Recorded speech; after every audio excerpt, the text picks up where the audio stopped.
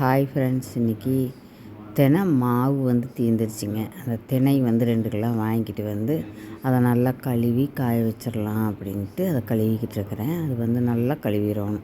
வெள்ளை கலராக தண்ணி வர்ற அளவுக்கு கழுவி நல்லா காட்டன் துணி கீழே விரித்து விட்டு நல்லா காய வச்சிடலாம். வெயில் நல்லா அடிக்குது.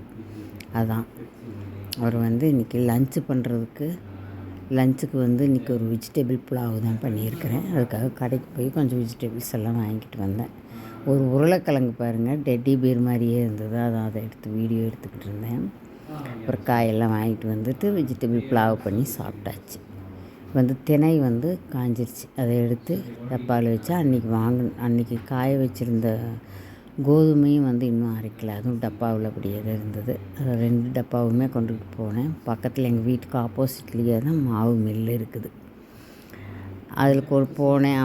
அவங்க இல்லை, அவங்க சாப்பிட போயிட்டாங்க. சரி வச்சுட்டு வந்தாச்சு. அப்புறம் ஈவினிங் எல்லாம் ரோட்டுக்கெல்லாம் நல்லா தண்ணி அடித்து விட்டுட்டு, எல்லாம் மண் ரோடுங்களை இன்னும் நல்லா தண்ணி அடிச்சு விடணும். இதுலேருந்து மாவு போய் நான் எடுத்துகிட்டு வந்துட்டேன். தினை மாவு சூடு ஆறிடுச்சிங்க. கோதுமை மாவு நல்லா சூடாக இருந்தது. அதனால் 2 பாத்திரத்தில் 2 பிளேட்டில் போட்டு வச்சேன். அது கொஞ்சம் நல்லா ஆறட்டும். நான் அதுக்குள்ளே பூ கட்டலாம் அப்படின்ட்டு பூ பறிச்சிக்கிட்டு வந்தேன். நாளைக்கு பங்குனி உத்திரம், பூ கொஞ்சம் கட்டி வச்சுக்கலாம் சாமிக்கு அப்படின்ட்டு. மல்லிகைப்பூக்கள்லாம் இங்கே பக்கத்தில் கிடைக்கிறது இல்லைங்க. சரி, கிடைக்குதா என்னான்னு தெரியல, எதுக்கு இருக்கிறத கட்டி வைப்போமே அப்படின்ட்டு வச்சுருக்கிறேன். கொஞ்சம் உதிரி பூவும் வேணும்னா அதுவும் கொஞ்சம் வச்சுக்கிட்டேன்.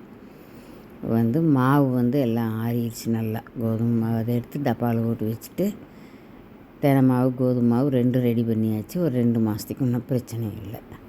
Thank you friends.